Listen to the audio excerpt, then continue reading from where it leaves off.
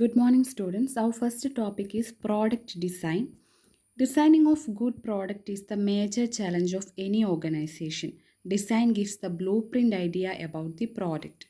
Design starts with concept utilization of ideas, providing value to the customer, the return on investment, and the competitiveness of the organization. Product design എന്ന് പറഞ്ഞാൽ very starting സ്റ്റേജാണ്. അതായത് ഒരു product എങ്ങനെ വേണം എന്നുള്ളത് design ചെയ്യുക, അതിൻ്റെ ഒരു ബ്ലൂ പ്രിൻ്റ് ഐഡിയ എന്നാണ് പറയുന്നത്. അപ്പോൾ അങ്ങനെ ഒരു ഡിസൈൻ നമുക്ക് കിട്ടണമെങ്കിൽ എന്ത് ചെയ്യണം, നമ്മൾ ആദ്യം തന്നെ കസ്റ്റമേഴ്സിൻ്റെ നീഡ്, നമ്മുടെ മാർക്കറ്റിൻ്റെ ഒരു പൊട്ടൻഷ്യൽ, അതേപോലെ ഇത് ചെയ്യാൻ ഉദ്ദേശിക്കുന്ന ഫേമിൻ്റെ കപ്പാസിറ്റി, ഈ കാര്യങ്ങളൊക്കെ നോക്കിയിട്ട് എന്ത് ചെയ്യാൻ പറ്റുള്ളൂ, പ്രോഡക്റ്റ് ഡിസൈൻ ഫൈനൽ ചെയ്യാൻ പറ്റുള്ളൂ. പ്രോഡക്റ്റ് ഡിസൈൻ എന്ന് പറഞ്ഞാൽ അതിൽ എല്ലാ കാര്യങ്ങളും വരും. ഒരു പ്രോഡക്റ്റിൽ എന്തൊക്കെ കമ്പോണൻസ് വേണം, അതിനെ കാണാൻ, അതിൻ്റെ ഡിസ്പ്ലേ ഏത് രീതിയിൽ വേണം, പാക്കിംഗ് ഏത് രീതിയിൽ വേണം, ഇതൊക്കെ പ്രോഡക്റ്റ് ഡിസൈനിൽ വരുന്ന കാര്യമാണ്. അപ്പോൾ നമുക്കറിയാം ഇന്ന് ഒരു പ്രോഡക്റ്റ് ഒരുപാട് കമ്പനികൾ പ്രൊഡ്യൂസ് ചെയ്യുന്നുണ്ട്. അപ്പോൾ ഈ പ്രോഡക്റ്റ് ഡിസൈനിലൊക്കെ ഫോക്കസ് ചെയ്താൽ മാത്രമേ കോമ്പറ്റീറ്റീവ് ആയിട്ട് അല്ലെങ്കിൽ കോമ്പറ്റീഷനിൽ പിടിച്ചു നിൽക്കാൻ ബിസിനസ്സിന് പറ്റുള്ളൂ. അപ്പം പ്രോഡക്റ്റ് ഡിസൈൻ അത്രയും ഇമ്പോർട്ടൻ്റ് ആയിട്ടുള്ള ഒരു ഏരിയയാണ് ഓപ്പറേഷൻസ് മാനേജ്മെൻറ്റിൽ. പ്രോഡക്റ്റ് ഡിസൈനിൻ്റെ കൂടെ തന്നെ വരുന്നൊരു കാര്യമാണ് പ്രോഡക്റ്റ് ഡെവലപ്മെൻറ്റ്, അല്ലെങ്കിൽ ഡിസൈനും ഡെവലപ്മെൻറ്റ് എന്ന് പറഞ്ഞാൽ ഒരുമിച്ച് ഒരേ രീതിയിൽ ചെയ്യേണ്ട കാര്യങ്ങളാണ്. അപ്പോൾ അതിന് നമ്മളെ ഹെൽപ്പ് ചെയ്യുന്ന ഒരു ഇമ്പോർട്ടൻ്റ് ആയിട്ടുള്ള കാര്യമാണ് മാർക്കറ്റിംഗ് റിസർച്ച്. അതായത് മാർക്കറ്റ് റിസർച്ച് ചെയ്താൽ മാത്രമേ മാർക്കറ്റുമായിട്ട് റിലേറ്റഡ് ആയിട്ടുള്ള വാല്യുബിൾ ആയിട്ടുള്ള ഇൻഫർമേഷൻസ് അവൈലബിൾ ആയിരിക്കുള്ളൂ. ആ ഒരു ഇൻഫർമേഷൻ്റെ ബേസിലാണ് നമ്മൾ ഏത് രീതിയിൽ പ്രോഡക്റ്റ് ഡിസൈൻ ചെയ്താൽ അത് കസ്റ്റമേഴ്സിന് അട്രാക്റ്റീവായിട്ട് തോന്നും, അല്ലെങ്കിൽ അത് അവർ ആക്സെപ്റ്റ് ചെയ്യുന്നുള്ളതൊക്കെ മനസ്സിലാക്കാൻ പറ്റുള്ളൂ. Marketing research can provide information as to market potentialities as well as functional, operational, dependability and durability requirements of the customers. അതായത് കസ്റ്റമേഴ്സിൻ്റെ പൊട്ടൻഷ്യൽ എത്രത്തോളം അവർ സ്പെൻഡ് ചെയ്യാൻ തയ്യാറാണ്, അല്ലെങ്കിൽ എത്രത്തോളം സൈസ് വരുന്നുണ്ട് മാർക്കറ്റ് എന്നുള്ള കാര്യങ്ങൾ, അതേപോലെ ഡ്യൂറബിലിറ്റി, പ്രോഡക്റ്റിൻ്റെ ഡിപ്പെൻഡബിലിറ്റി, ഫങ്ഷൻസ്, ഈ കാര്യങ്ങളൊക്കെ ഇതിനെക്കുറിച്ചിട്ടൊക്കെയുള്ള ഇൻഫർമേഷൻസ് കിട്ടും. And there are number of factors which affect the design of the product. Product ഡിസൈനിനെ ഹെൽപ്പ് ചെയ്യുന്ന അല്ലെങ്കിൽ എഫക്റ്റ് ചെയ്യുന്ന കുറച്ച് ഫാക്ടേഴ്സ് ഉണ്ട്. അത് ഏതൊക്കെയാണെന്ന് നോക്കാം. ഫസ്റ്റ് വൺ, റിക്വയർമെൻറ്റ്സ് ഓഫ് കസ്റ്റമേഴ്സിൻ്റെ requirements. Second, production facilities of the manufacturers. ചിലപ്പോൾ നമ്മൾ കസ്റ്റമേഴ്സിൻ്റെ റിക്വയർമെൻറ്റ്സിനൊക്കെ പറ്റി പഠിച്ച് നമുക്ക് അതിനെ പറ്റിയൊക്കെ ധാരണ കിട്ടി, പക്ഷേ അത് ഫുൾഫിൽ ചെയ്യാൻ മാത്രമുള്ള പ്രൊഡക്ഷൻ ഫെസിലിറ്റീസ് മാനുഫാക്ചറർക്ക് ഇല്ലെങ്കിൽ പിന്നെ അത് ചെയ്യാൻ പറ്റില്ല. അപ്പോൾ സെക്കൻഡായിട്ട് എഫക്റ്റ് ചെയ്യുന്ന ഫാക്ടറാണ് കപ്പാസിറ്റി അല്ലെങ്കിൽ facilities of the manufacture, production facilities of the manufacture. Third, availability of materials. നമ്മൾ ഈ ചെയ്യാൻ പോകുന്ന പ്രോഡക്റ്റ് അല്ലെങ്കിൽ നമ്മൾ ഈ ഡിസൈൻ ചെയ്തിരിക്കുന്ന പ്രോഡക്റ്റ് ചെയ്യാൻ ആവശ്യമായിട്ടുള്ള മെറ്റീരിയൽസിൻ്റെ availability. Fourth one, method of works. ഏത് രീതിയിലാണ് ഇത് ചെയ്യുക, ഇതിനുള്ള സ്കിൽഡ് വർക്കേഴ്സ് നമുക്ക് അവൈലബിൾ ആണോ, അല്ലെങ്കിൽ ആ രീതിയിലുള്ള മെഷീനറീസ് നമുക്ക് അവൈലബിൾ ആണോ, ഈ കാര്യങ്ങളൊക്കെയാണ്. അപ്പം ഈ 4 ഫാക്ടേഴ്സാണ് പ്രോഡക്റ്റ് ഡിസൈനിൽ ഏറ്റവും കൂടുതൽ എഫക്റ്റ് ചെയ്യുന്നത്. First one, requirement of customers. Second, production facilities of the manufacturers. Third, availability of materials. And fourth, method of works. Next, we can discuss the different stages involved in the development process.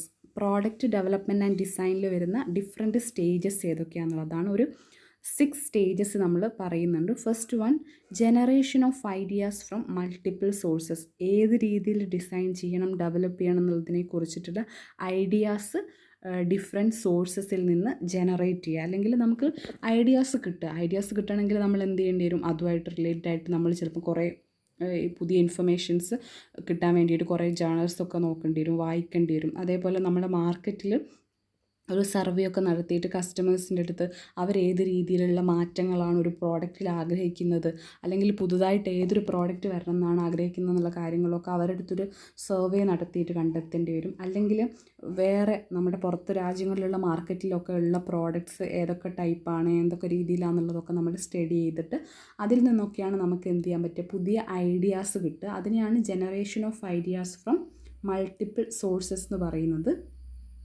Second, screening of ideas four further analysis. ചിലപ്പോൾ നമ്മൾ ഈ ഏരിയയിലേക്ക് ഇറങ്ങി കുറേ പഠിച്ച് കഴിയുമ്പോൾ നമുക്ക് ഒരുപാട് ഐഡിയാസ് കിട്ടും. അപ്പോൾ ഈ എല്ലാ ഐഡിയാസും കൂടെ നമുക്ക് ചെയ്യാൻ പറ്റില്ല. അപ്പം ആ ഐഡിയാസൊക്കെ ഒന്ന് സ്ക്രീൻ ചെയ്യുക, ഒന്ന് ഇവാലുവേറ്റ് ചെയ്യുക. അതായത് നമുക്ക് അടുത്ത സ്റ്റേജിലേക്ക് കൊണ്ടുപോകാൻ പറ്റിയത് ഏതൊക്കെയാണ്. അല്ലെങ്കിൽ ചിലപ്പം ചില കാര്യങ്ങൾക്ക് നമുക്ക് റോ മെറ്റീരിയൽസ് ഒരു കണക്കിനും അവൈലബിൾ ആയിരിക്കില്ല, അല്ലെങ്കിൽ അങ്ങനത്തെ ഒരു മെഷീനറി നമ്മുടെ രാജ്യത്ത് ഉണ്ടായിരിക്കില്ല. അങ്ങനെയൊക്കെ ആകുമ്പോൾ ചിലപ്പോൾ അത് മുന്നോട്ട് കൊണ്ടുപോകാൻ പറ്റില്ല. അപ്പോൾ ആ ഒരു ഐഡിയാസൊക്കെ ഒഴിവാക്കിയിട്ട് നമ്മൾ സ്ക്രീൻ ചെയ്ത് ഫേർദറായിട്ട് നമുക്ക് ചെയ്യാൻ പറ്റുമെന്ന് തോന്നുന്നതിനെ പറ്റിയിട്ടൊരു സ്ക്രീനിങ് അല്ലെങ്കിൽ ഇവാലുവേഷൻ നടത്തുക. ഫേർദർ അനാലിസിസിന് പറ്റുന്ന കാര്യങ്ങൾ ഏതൊക്കെയാണെന്നുള്ളത്, അതാണ് screening of ideas four further analysis. Third, business analysis of data. ഇതൊക്കെ ചെയ്ത് ഇനിയിപ്പോൾ നമുക്ക് റോ മെറ്റീരിയൽ അവൈലബിൾ ആണ്, മെഷീനറി ഒക്കെ ഉണ്ട്, എങ്കിലും ഇത് ഒരു ബിസിനസ്സായിട്ട് ചെയ്തിട്ട് നമുക്ക് അതിൽ നിന്ന് പ്രോഫിറ്റ് കിട്ടാനുള്ള ചാൻസ്, നമ്മൾ എടുക്കുന്ന റിസ്കിന് മാത്രം റിട്ടേൺ കിട്ടുമോ എന്നുള്ള കാര്യങ്ങൾ, അതിൻ്റെ പ്രാക്ടിക്കബിലിറ്റിയൊക്കെ ചെക്ക് ചെയ്യുന്നതാണ് business analysis of data. Fourth one, development of product. ഇതൊക്കെ കഴിഞ്ഞ് നമ്മൾ റിയലായിട്ട് പ്രോഡക്റ്റ് ഡെവലപ്പ് ചെയ്യുക. Fifth one, market testing. അത് നമ്മളൊരു ചെറിയ ക്വാണ്ടിറ്റിയിലൊക്കെ ഉണ്ടാക്കി മാർക്കറ്റിൽ ഇതൊന്ന് ട്രൈ ചെയ്ത് നോക്കുക, ടെസ്റ്റ് ചെയ്ത് നോക്കുക, ഇതിൻ്റെ റെസ്പോൺസ് എങ്ങനെയുണ്ട് എന്നുള്ളത് അറിയാൻ വേണ്ടിയിട്ട്. That is market testing. Last, commercialisation of the product. അതായത് നമ്മൾ ലാർജ് സ്കെയിലിൽ ബിസിനസ് നടത്തുക എന്നുള്ള ഉദ്ദേശത്തിൽ തന്നെ കുറേ ഒരുമിച്ച് പ്രൊഡ്യൂസ് ചെയ്യുന്ന, എന്നിട്ട് മാർക്കറ്റിൽ ഇൻട്രൊഡ്യൂസ് ചെയ്യുന്നതിനെയാണ് കൊമേഴ്ഷ്യലൈസേഷൻ ഓഫ് ദി പ്രോഡക്റ്റ് എന്ന് പറയുന്നത്. Next topic is process selection. A process is a way to convert raw materials into finished product. Process selection is a strategic decision as it involves allocation of men, material and financial resources.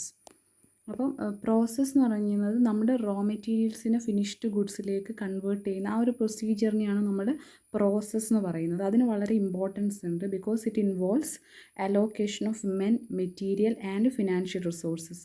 ഈ ഒരു പ്രോസസ്സിൻ്റെ ബേസിലാണ് നമ്മൾ എംപ്ലോയീസിനെ അല്ലെങ്കിൽ നമ്മുടെ raw material അതുപോലെ financial റിസോഴ്സസിനെയൊക്കെ നമ്മൾ allocate ചെയ്യുന്നത്. ഇതിൽ മെയിനായിട്ട് വരുന്നത് വർക്ക് സ്റ്റേഷൻ ഡിസൈഡ് ചെയ്യുക, പിന്നെ ആ ഒരു flow of work station. Work station ഉദ്ദേശിക്കുന്നത് നമ്മൾ യൂസ് ചെയ്യുന്ന ഡിഫറെൻ്റ് ആയിട്ടുള്ള മെഷീനറീസും കാര്യങ്ങളൊക്കെയാണ് വർക്ക് സ്റ്റേഷൻ എന്ന് പറയുന്നത്. ഫ്ലോ ഓഫ് വർക്ക് എന്ന് പറയുന്നത് ഈ ഒരു ഓരോ മെഷീനറി വൺ ആഫ്റ്റർ അനദർ ഏത് രീതിയിൽ യൂസ് ചെയ്യണം എന്നുള്ളതാണ് ഫ്ലോ ഓഫ് വർക്കിൽ വരുന്നത്. Process selection involves the decisions with regard to workstation and the choice of workflow. Workstation selection involves the choice of machine to be included in the manufacturing process, and workflow analysis concerns with the flow of work between these stations. Next നമുക്ക് നോക്കാനുള്ളത് factors affecting the choice of process of manufacture. നമ്മൾ process select ചെയ്യുമ്പോൾ affect ചെയ്യുന്ന factors എന്തൊക്കെയാണ്, അല്ലെങ്കിൽ എന്തൊക്കെ factors consider ചെയ്തിട്ട് വേണം ഒരു പെർട്ടിക്കുലർ പ്രോസസ്സ് ചൂസ് ചെയ്യാമെന്നുള്ളതാണ് പറയുന്നത്. Factors affecting the selection of process. First one, product features. നമ്മൾ പ്രൊഡ്യൂസ് ചെയ്യാൻ ഉദ്ദേശിക്കുന്ന പ്രോഡക്റ്റിൻ്റെ സ്പെഷ്യലായിട്ടുള്ള ഫീച്ചേഴ്സ് എന്തൊക്കെയാണെന്നുള്ളത് കൺസിഡർ ചെയ്യണം. Second, requirements of customers.